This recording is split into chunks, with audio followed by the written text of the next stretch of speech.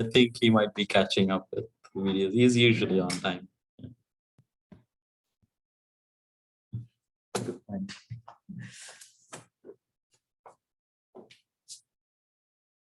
Okay, let's see.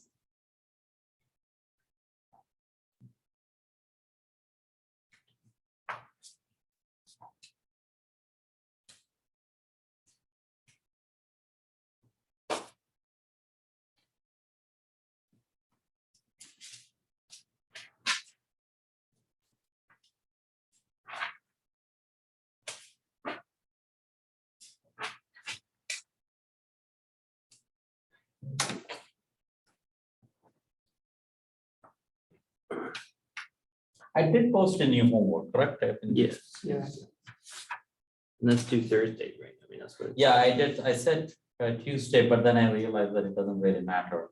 I can make it Thursday also. It might help in a sense. But in principle, you can attempt on it even now. It should give you a good experience with it. But what I'm going to do is that on Tuesday, I will do this for a single line. So basically, what we will do today is that give me the current density and you will be able to predict a radiation coming out of it. That's basically the idea of an antenna. Like what current goes through a wire, configuration of the wire. Decide on the configuration of the wire. Is it circular? Is it straight? Is it elliptic? Whatever you want. And if you give the current in that, and our formulas will give you the radiation far away. So that will be our result. So then you say that, okay, let's do some examples, simple examples, right? You can do a circular wire, you can do a straight wire. So I will do on Tuesday for a straight finite wire. And so basically you can talk about a radiation coming out of one straight wire and there is a current I going through. So you basically start oscillating the current. And that's what I will do. Then you guys go and do, suppose there is two wires in here. So there's a current going through it. And that should remind you of a slit, double slit experiment, right? They don't do it with currents, of course. Double slit experiment is you have light coming in here and you see patterns in here, right? So you will do this for two currents. They will be in sync, oscillating. Let's say AC current is put into this, AC current is put into that, and there is a distance between them, A. But the answer you will get for the radiation intensity very far away, it will be very much like this. So it's kind of interesting. I did not do this, but I think after you see it, like I thought, okay, this is cool. So I didn't know the example before, but kind of after you see this, not surprising. The wires are finite length. We start with a finite length, but then equations become nice when you take the limit. Right. Okay. So in the beginning, we will talk about a finite length wire. That is how antennas work. Like they have a finite length, and that length decides what will be your radiation. Like what, if you notice, you all usually talk about radiation being very oriented, right? And this, if you want to focus all your energy in that region and not in that region, then this geometry has a lot to do with that, like length and all that. But we'll first on Tuesday, I'll do this for a finite length, but very quickly take it to the extreme limit where it's long. Then the answers become simpler, and that makes it easy to analyze this. But we will talk about both the small length and the large length limits. It's kind of nice. This is called a simple antenna, very basics of the antenna, but of course, this has been taken over in engineering. If you go, like there's a whole field there, and they do fantastic things with that. So we will just address the very early picture of it. Simple. It's called a simple antenna for a reason. Okay. And we will also do a circular antenna. That's also nice, but that I think will be a little bit more for all this is in time domain. We are for your domain. Makes it easier. So hopefully today, I was hoping that I go fast and start early, but this is already late. We'll see. So homework 9, I don't have it written here. So this is April 14th, I suppose. State and final exam.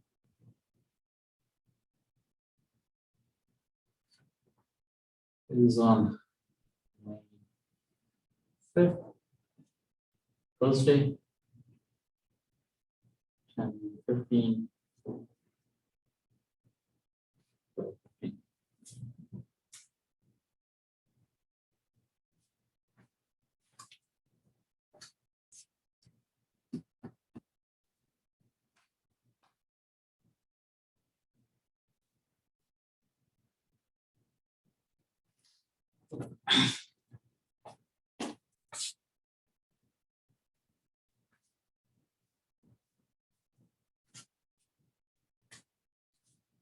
Okay, so we were talking about radiation in general. We said that this is electromagnetic radiation. The picture we have is that there is some charges moving around in a localized region. So all the sources are in a localized region, and we would like to measure observation point is really far away. But still the orientation might matter. So this is R prime, let's say. Right? Even though they're small, R prime is magnitude wise small, but still the orientation we will try to keep the effect on. And we would like to say what happens in the very far region. Mostly this amounts to approximating R minus R prime. If that's a square root, we said that's the same as R minus R hat dotted with prime over, that's it, R minus R hat dotted with R prime. That's the approximation. So there are higher terms here, but we make this approximation. So that's what it's all about. We said electric field is negative gradient of the potential minus dA by dt, and the magnetic field is del cross A. That's our standard definitions. And the scalar potential is given by 1 over 4 pi epsilon naught. In general, this is dq r prime, dt prime, minus infinity to plus infinity, and that's your total Green's function. So there's t minus t prime minus vector r. So this is the exact expression at this point. That's your Green's function. And charge density. Okay. But we said that, this is in this approximation, there's a significant simplicity, and that's equal to 1 over 4 pi epsilon naught. First of all, the denominator just comes out of the integral, it becomes 1 over r. Replace this t prime with t minus so on, and replace this also, and this becomes the cube r prime, charge density r prime, and now evaluate it at t minus r over c plus r hat dotted with r prime over c. That's called the retarded time.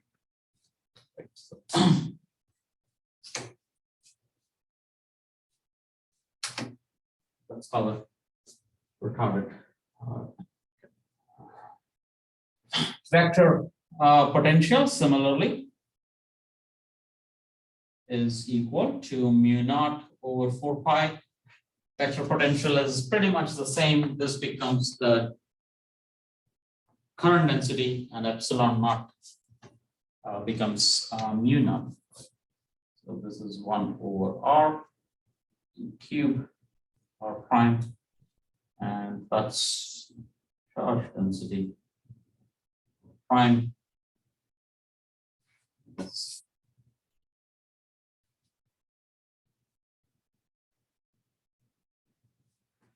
Okay. So that's what we did, but then our goal is to get the electric and magnetic field. So let's work on that, or let's work on. We worked on it last lecture, but now let's compile them together here. Here. Is that clear? I mean, summary. Okay, so we said it's good to start with gradient of phi we worked on. So gradient of phi. Yeah, one thing you notice is that it's a good observation. I think I realized it only today morning, but I think it's a correct observation. In this approximation, it is pretty much same as saying whenever you want to take a gradient, right? Replace this gradient. So we are interested in taking a gradient of the scalar potential in this approximation. That's equivalent to saying, you say this is R hat and 1 over C E by dt prime. And of course, you have to evaluate this. Wherever you evaluate this on, you have to evaluate this at T prime is equal to TR. So when you want to do this, replacement, remove this R hat with so on.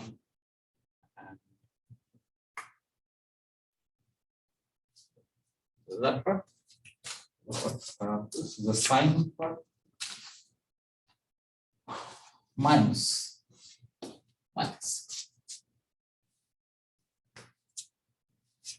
Okay. And with this T prime. So what does that mean? So first let's do this B, right? So B would be equal to E of RP is del crossed with A. Okay, I have to do this. So this is equal to minus. So there's a I have to hit this with the R hat. So that's minus R hat crossed with mu naught over 4 pi. It's mu naught over 4 pi. And then there's a 1 over R d cube R prime. And I say 1 over C e by dt prime of J. But I will evaluate this at T prime is equal to T of R. What is T of R? The retarded time is equal to T minus R over C plus R hat.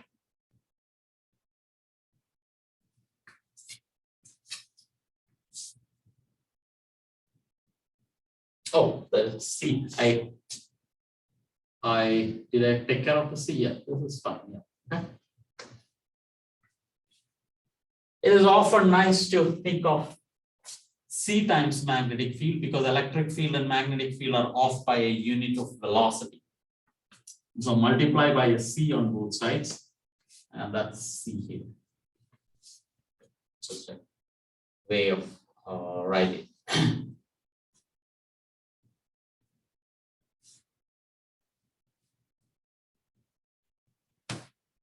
So before I proceed, so it's sort of, so this is the magnetic field now, right? We haven't got the electric field yet, but magnetic field is clear that it depends on the current, right? Rate at which the current is changing. It's good to, at this, or let's give it a minute, let's not hurry, right? So this is this, and electric field now is equal to, I have to do negative gradient of phi and a negative time derivative of this, and which both of this we did last time. So gradient is in here, so that's so it is this quantity, but that is going to be a negative sign, so that's 1 over 4 pi epsilon naught, and then that is r hat over r and dq prime, and 1 over c p by dt prime.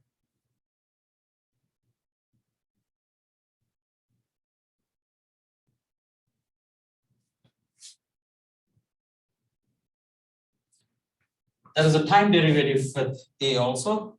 Bring this down here, and time derivative is positive. So it's positive mu naught over 4 pi. This is simply 1 over r e cube prime. Put in a c, and that's 1 over c e by dt prime j.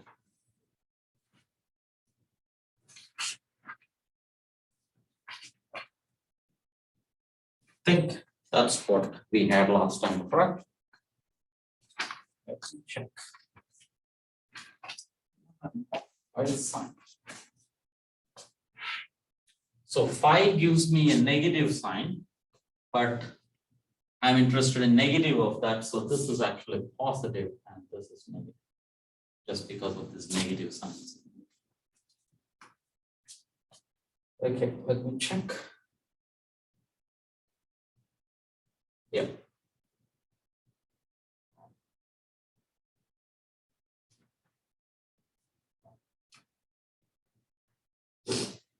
Okay, good.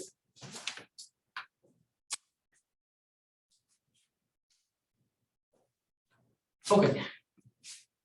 We need to, I want to change this electric field expression, process this. And for that purpose, let's realize that we'll come back to this. So let's do a small diagram here. Recall your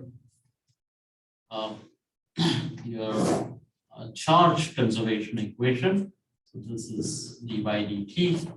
This is, let's say, r prime times q prime plus the gradient, this time of the prime quantity. I'm just writing it as prime because everything here is in prime, but we're doing it on the source. So that's started with j.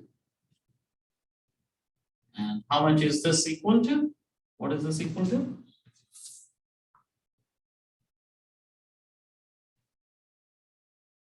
Is that equation familiar?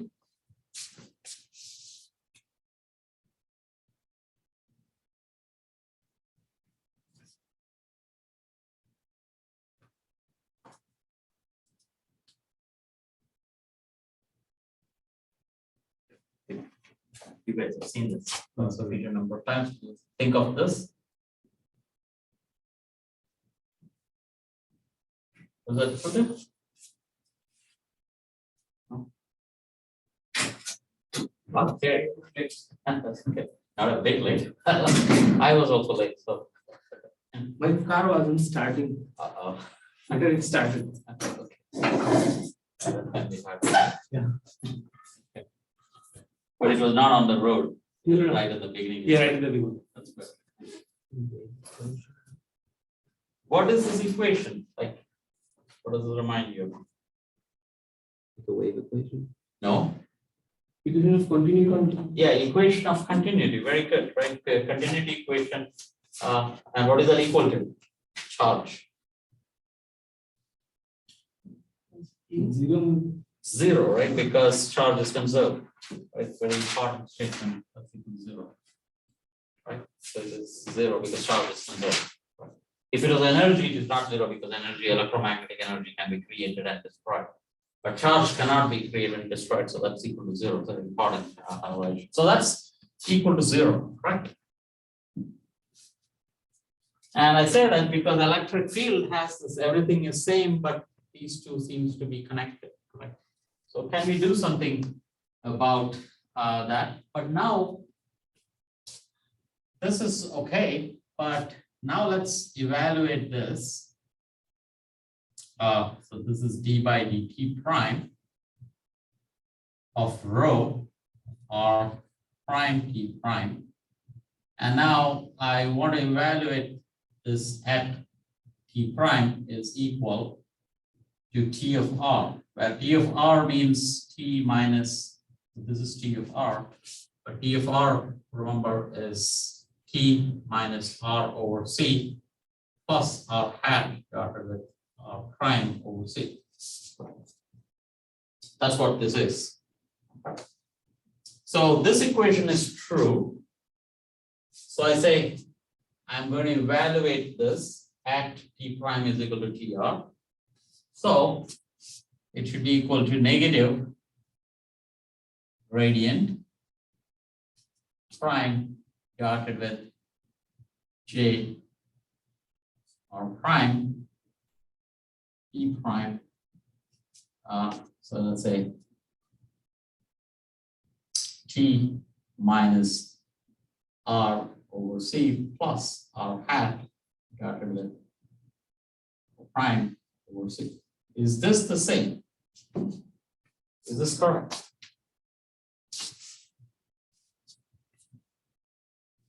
So I substituted t prime is equal to t of r on the left hand side.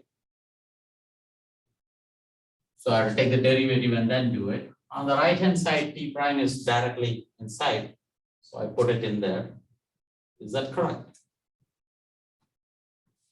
I think if it is conserved right now, it should be conserved before also. Yeah, conservation equation is okay, great, good.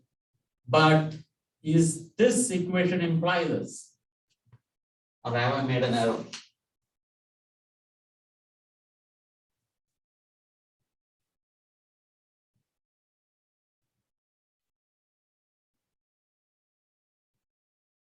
There is an error in this because I have put this t prime is equal to this, correct?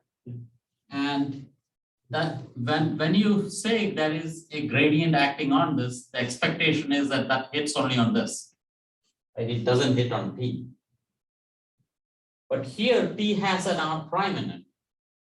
So it is hitting there also. So here it is hitting this and it is hitting there. So technically I'm wrong. Correct? Is that clear? Right? So I want to fix this, but I want to do this. Is a mistake. I want to do this. But now that I've added a piece which I have not accounted for, so I want to fix that by subtracting that, right? So if we have done that, so subtract that out. That's plus. Right. Plus, what is the contribution you get when you hit this? So I have to take a derivative with time, right? So I have to do a chain rule. So I would do d by dt. So this is t, right? So this is d by dt. Let me say d by dt prime or t of r, right? So this is d by dt r of j r prime, comma t of r, right? So that's whole thing is t of r. But then do a chain rule, which is saying that gradient prime of t of r. Is that clear? So if I want to hit this, what I'll do is take the derivative with t of r and then hit that. Right, that's a chain rule in here. So that's the derivative with dr and then the prime of that. Clear? Very clear. So this expression will correct the mistakes you made. Exactly. This is the, so I made a mistake here of not accounting for this. So that would have come with a minus sign, right? And I'm adding that so that I subtract out. Right? So that fixes that mistake. Okay. I want to do it like that because I want this gradient to be free and I want to integrate over d cube r prime because there is this d cube r prime here, right? So now I do an integral of d cube r prime of, because charge conservation has to show up on the surface as a flux. So that's my electric field has this expression in it. So this is equal to minus d cube r prime gradient prime dotted with j r prime comma t of r. And I have this expression. What is gradient prime of t of r? Let's do that. So gradient prime, this camera. Let's temporarily do this here.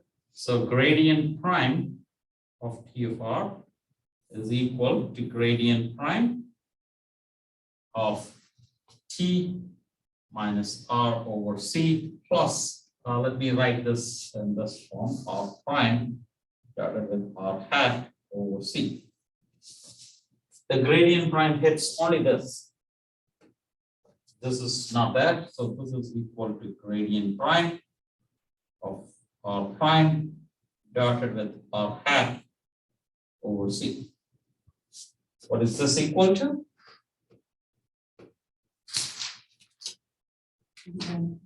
Unit dyadic, right? Very good. Right, so it's unit dyadic dotted with r hat over c. So that's r hat over c. So this quantity is nothing but r hat over c. So nice, and it can come out of the integral. So it's r hat over c times dotted with d cube r prime t by dtr j r prime r. Oops.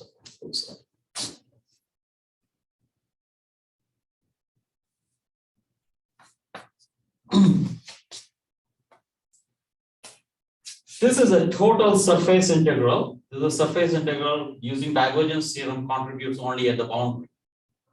And at the boundary, the current is typically zero. Right? Unless there is, so we are talking about a system where all the sources are in a localized region, not on the surface. So on the boundary of the universe, you don't expect any current. So this is equal to zero. This whole integral is equal to zero because this is on the surface. Right? Using divergence theorem, it's on the surface, so that whole thing is zero. So this is nothing but this. So I can replace this piece using that. Okay.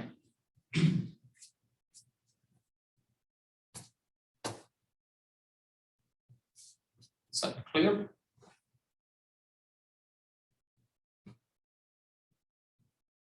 Okay, so if that is the case, I come back here.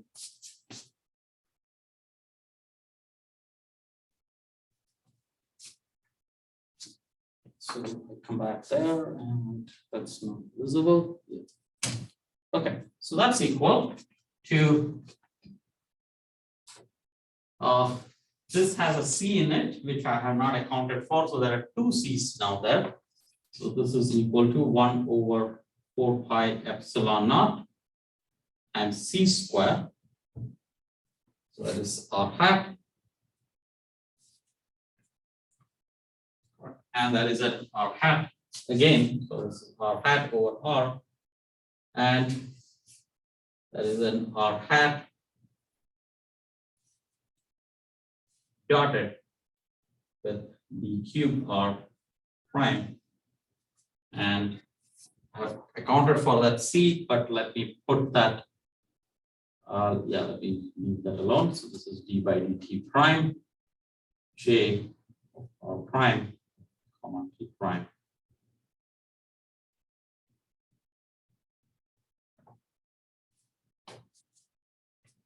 One over epsilon naught C square is nothing but mu naught in the numerator.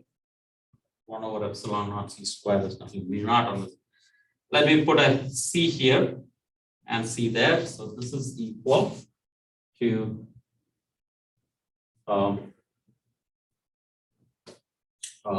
hat times, oh, there's one more term, right? So not yet. So this is equal to minus mu naught C over 4 pi times 1 over r d cube r prime, and that is 1 over c.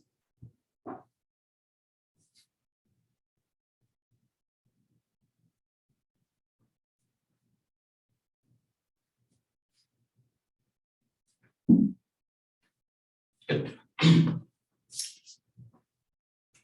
1 over epsilon naught, c square is mu naught, multiply by a c there, multiply by c there. So this whole thing has common features in here. So what we have is, let me think of writing this whole thing as a k for the time being. Yeah, let me define a k. In fact, it should be an I, right? Better as I or k.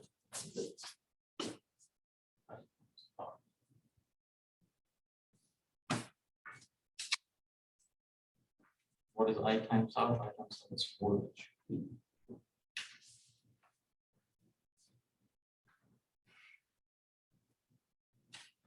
Okay, let's define k as mu naught c over 4 pi times 1 over r d cube or prime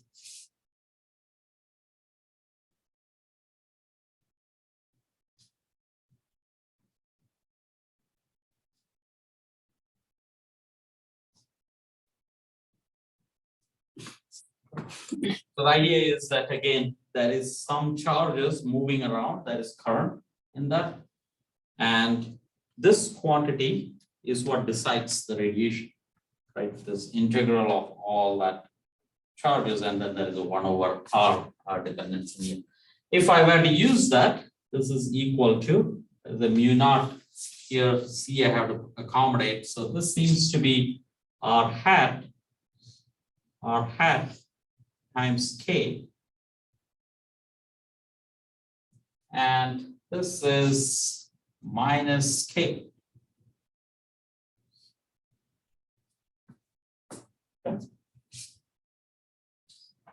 And this should be familiar again if you think of this carefully. This is nothing but cross product. This is a think of this as r hat crossed with r hat crossed with k.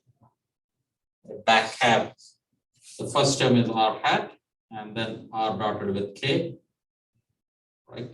R hat, r dotted with k. So this is a negative sign here.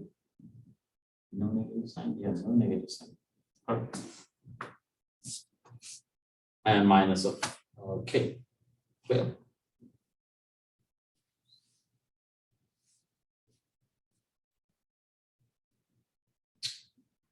So very clear.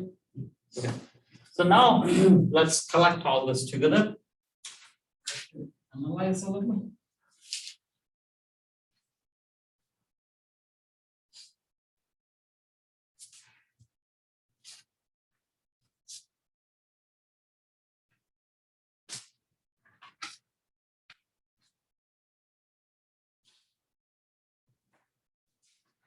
Okay. So again, we have charges.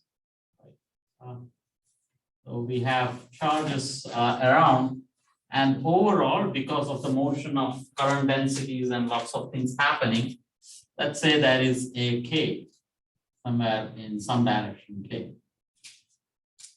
Effectively, there is a k associated with this charge distribution. You are making, so this is an antenna, for example, correct? Antenna has a property called k, and that's your observation point very far away on the dome of your universe. That's your r hat, which could be anywhere. It doesn't have to be in the direction of k at all. Then the magnetic field as a function of, it's not really a function of r, right? It is function of r in the sense there is a 1 over r there. But otherwise, there is no other dependence. All the r dependencies in this, right? This is all angular dependence. Like it only depends on an angle. So there is no, There is no R dependence in here, so it's all killed. So that's equal to R hat, so that's a minus here, minus R hat crossed with, let me write this whole thing, that's your K if you want, but I won't write that. So this whole thing here, mu naught C over 4 pi times 1 over R and the integral B cube prime and 1 over C d by dt prime J prime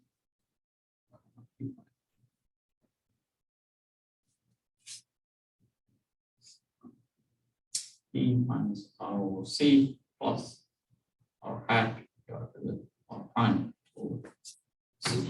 Right, that's what it is. But that's nothing but R cross K here, right? R cross K is the same with a negative sign. So the electric field then, once you get the magnetic field, electric field seems to be straightforward.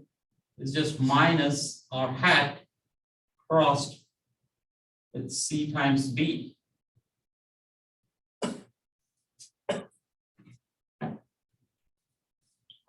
So that's the direction R hat. Right. R hat crossed with this K is R hat crossed with this K is coming out of the board. There's a negative sign to it. So it's going into the board. Right. That's my magnetic field. That's B.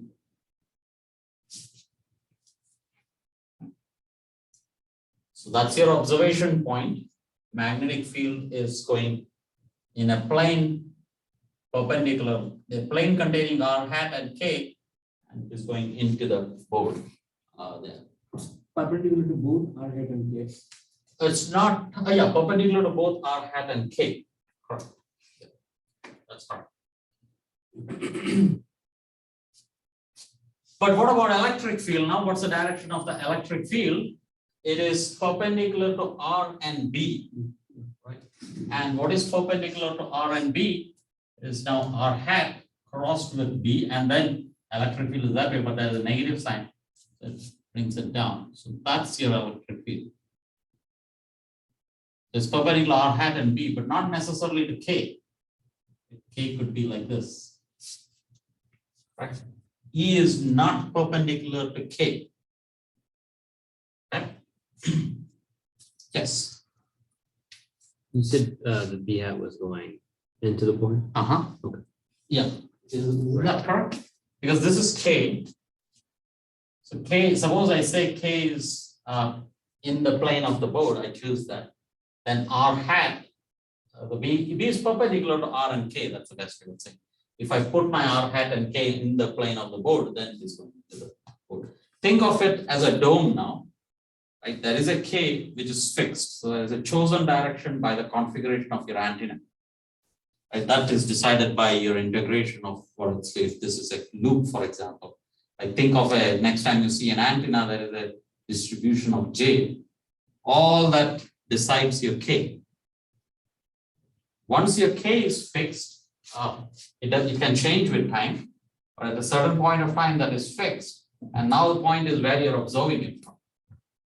And that observation decides your magnetic field direction, but it's perpendicular to that. So this is a radial direction. On the dome, it is always tangent to the dome. So there is a spherical dome at the edge of the universe, right? Magnetic field is tangent to that dome. No component parallel to it. Electric field is also tangent to the dome. Electric and magnetic field are tangents, and the direction of propagation is this. Is that clear? So R hat, so simple way of saying it is that R hat, electric field, and magnetic field. They are perpendicular to each other. So, I mean, if I have a particular surface, I can draw the tangents in many ways in that surface. Yeah, many ways, but it is on the tangent. I'm only saying, so there is a tangent plane there. So that tangent plane has electric and magnetic field in it, and there could be many possibilities. Right. That's decided by your K. Out of all the possibilities, B is in that direction which is perpendicular to K. Right. So once you fix your K in that plane, there is only one direction that is perpendicular to K, and that's your B. And that's electric field is decided by your B. Is that clear? But it's on the tangent, that's the whole point. And these three are perpendicular. Where else do you see a case where electric field, magnetic field, and direction of propagation are perpendicular to each other? Plane wave. Plane wave, right? A plane wave has exactly the same configuration. So radiation fields have they are plane waves. When they're very far away, they are basically plane waves. Exactly. They satisfy the properties of a plane wave. Plane wave also has this property that the energy in the magnetic field is exactly the same as the energy in the electric field. Right? And this will also have it. Notice the magnitude of the magnetic field. There is a K here. Magnitude of C times B is K, magnitude of K. This is also the same magnitude because they're perpendicular to each other. Sine theta is 1. That also has the same magnitude. So it has all the properties of a plane wave. And what's the direction of propagation? It's perpendicular to E and B. That's also a property of a plane wave. The three properties of a plane wave are they're mutually perpendicular. Energy is equally distributed in electric and magnetic field, and momentum is in the direction of propagation, and its contribution is E cross B. Right. So that's here. It's also good to write one more, right? Just because electric field is this doesn't, so this might suggest that electric field is actually K. That's not K, right? Because R cross this maybe is this, but that's not the case. Let's actually do R cross E now. Right? R crossed with E, and that gives you your magnetic field. So this is equal to minus R crossed with R hat crossed with C times B. This is back cap, so this is minus R hat dotted with R dotted with C times B minus or plus C times B. This is equal to 0 because they are all perpendicular. So indeed, C times B is equal to R crossed with E. But again, as I was pointing out, that doesn't mean that E is exactly equal to this. That is, E is perpendicular to this. The idea is that only the perpendicular part of this K with respect to R contributes. The tangential part doesn't contribute. So whenever you want to have design an antenna, if you're pointing in that direction, you want your currents to go in this direction. So the perpendicular direction is the best. So if something that oscillates, where the charge is oscillating in this way, the radiation is not best in that direction, it is best in the perpendicular direction. So current is having a direction, it's in the perpendicular direction, you get the best radiation if you want, or it is 0 in the direction of radiation because of the cross. Okay, so that's something. But before we proceed, let's see some properties of this. It's just to first see mu naught C, right? So that is this piece mu naught C showing up. Mu naught C over 4 pi. That's the same as 1 over 4 pi times mu naught, and C is what? C is 1 over epsilon naught mu naught square root. And that's equal to 1 over 4 pi times, I put in a mu naught there, so this is mu naught over epsilon naught. Right? Earlier we have seen the product of mu naught epsilon naught that has a dimensions of velocity, right, or velocity square. This is now a ratio of mu naught and epsilon naught, clearly a property of vacuum, right? C is a property of vacuum, electric property of vacuum, magnetic property of vacuum. So that's a property of the vacuum. And what is that equal to? So let's see that. First of all, the number associated with that. And next is, of course, what is the unit of this? Correct? What quantity is this? So let's first get the number. So that's equal to 4 pi into 10 raised to minus 7. Actually, go back and put it here right instead of. So that's a ratio of that. So yeah, so this is 4 pi into 10 raised to minus 7 divided by 4 pi, and speed of light is let's say 3 sig digits, let's say. So it's 3.00 into 10 raised to 8 meters per second. Or I'm not putting the units of this. So what is the 4 pi cancels out? So that's about 30, right? So that's 2 sig digits, let's say, not 2 sig digits. It's 30. What's the unit? So let's see what the unit is. One can do it this way. You can, of course, do the units starting from SI units in here, but probably it's easier down here, maybe, right? Because this is C times B, that's electric field, right? And that's some quantity we are interested in. There is a length, 1 over length here. There is a length Q. This is a length, C times T is a length. That's another length. And there is a J, whatever J means, right? And that times this is electric field. Electric field is equal to mu naught C over 4 pi, dimension of this, times length, cube length, and dimension of J. What's the dimension of A? What is J?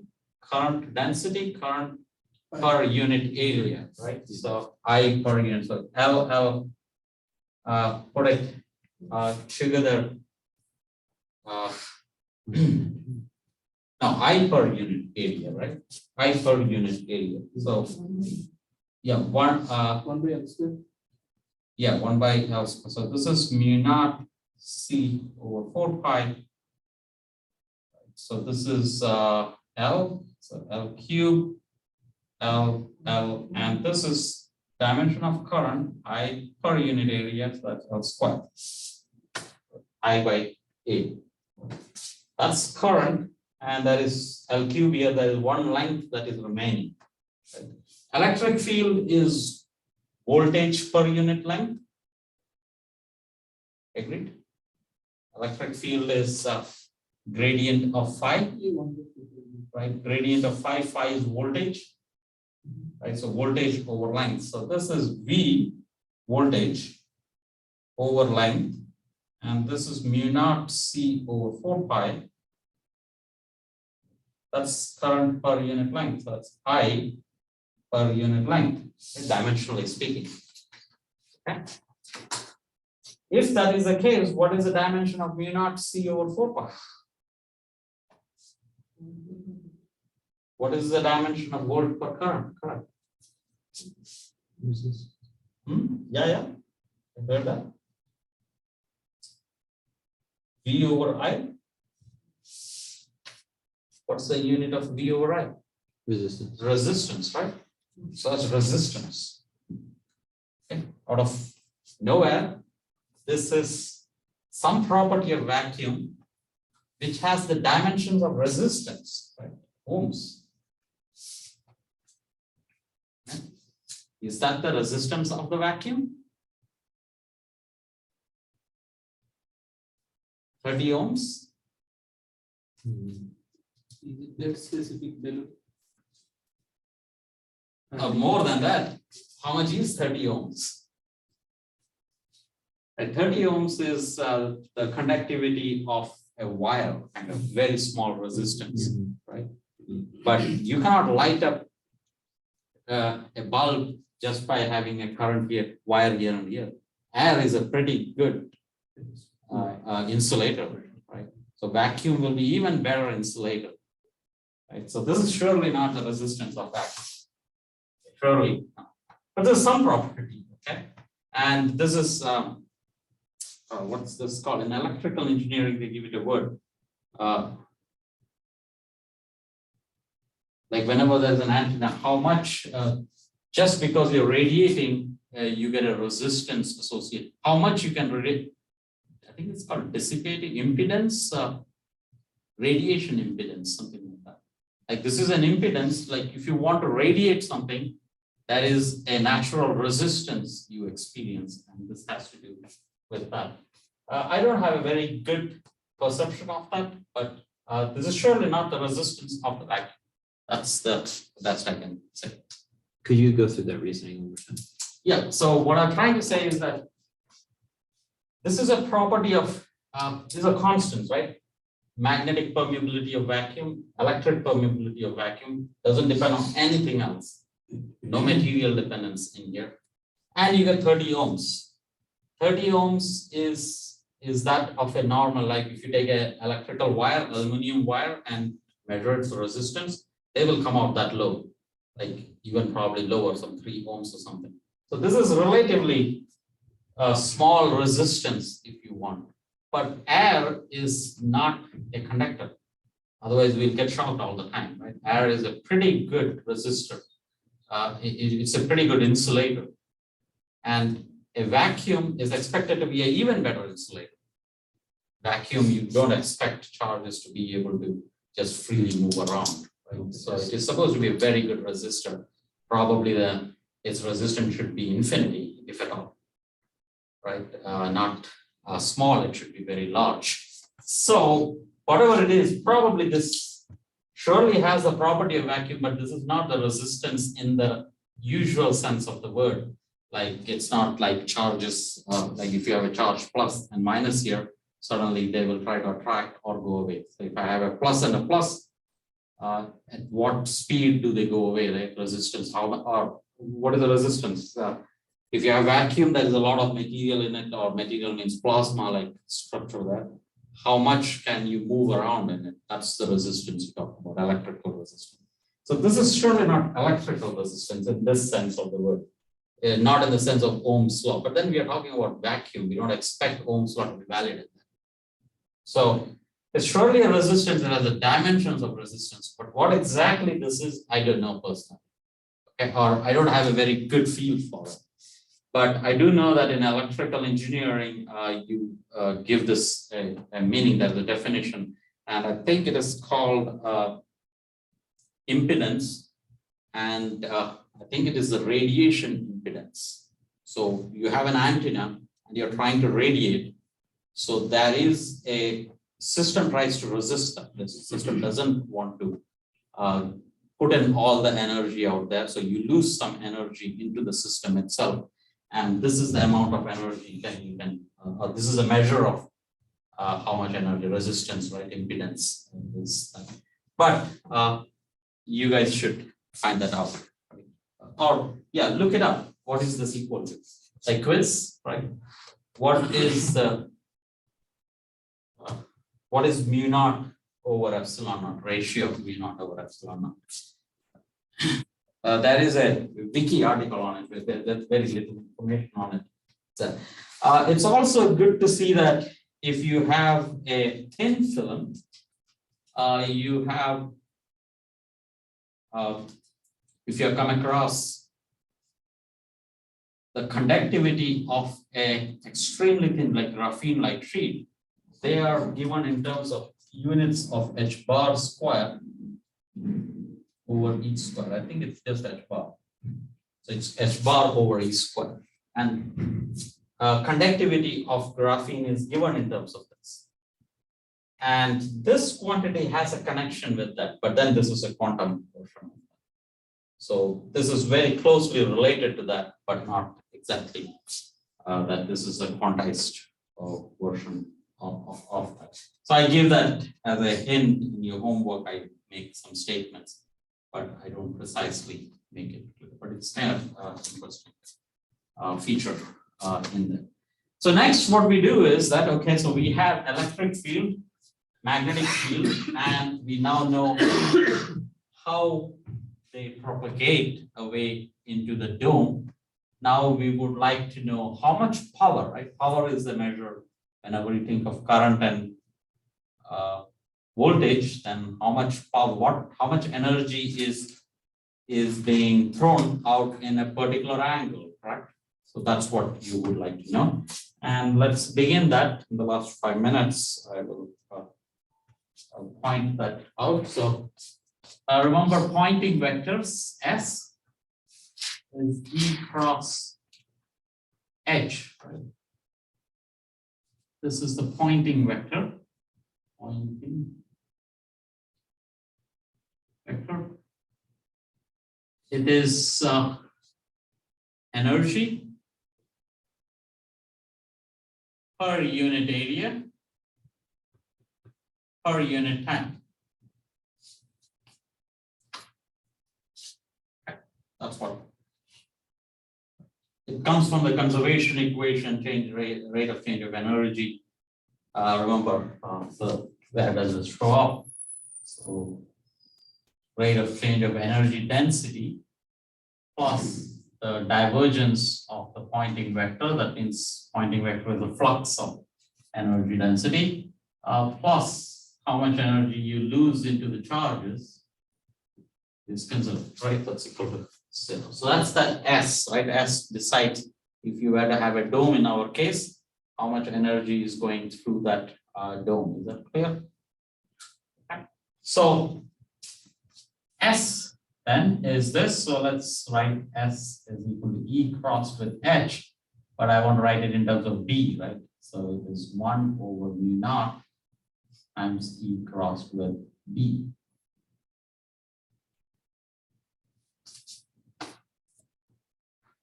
Okay.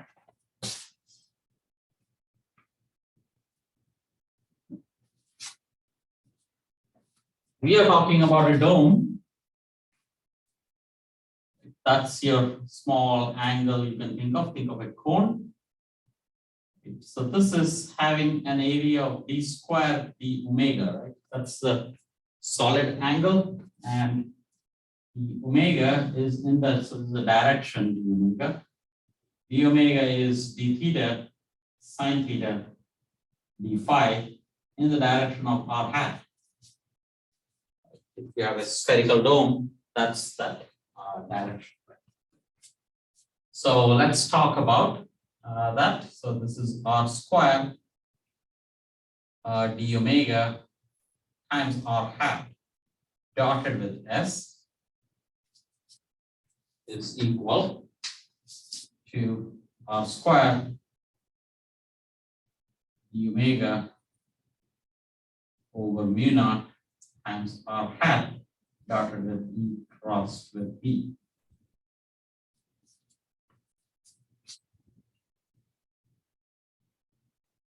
Great. That's nothing but power, right? This is area. That's your area, right? So how, after you remove the area, what is remaining is power. So dP, power radiated into the solid angle, power is energy per unit time. That's equal to r squared d omega times mu naught. Cross and dot can be replaced, or cross E dotted with P.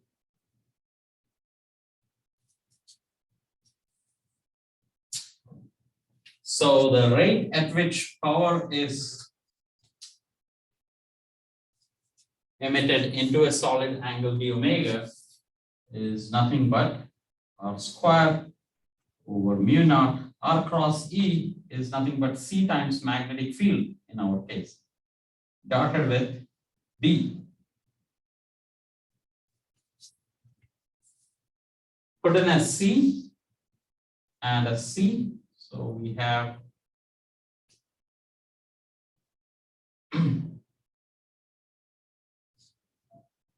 so, and put an r square over 4 pi. So this is 1 over 4 pi. Let's say r square over 4 pi times 1 over naught C over 4 pi times C times magnetic field square.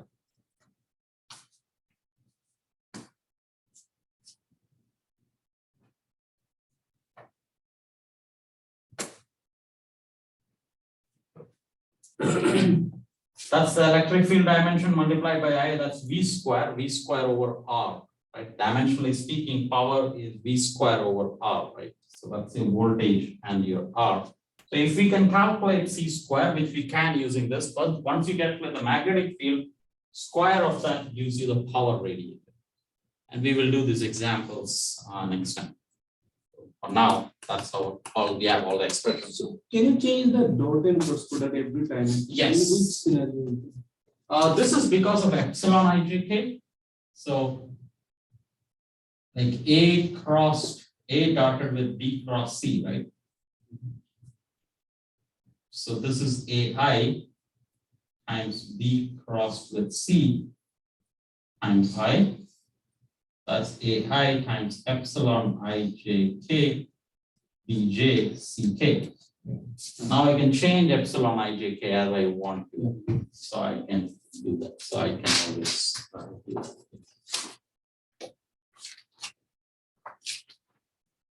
Okay. Yeah, I would like to go further, but I think that's okay. Behind a little. That's fine.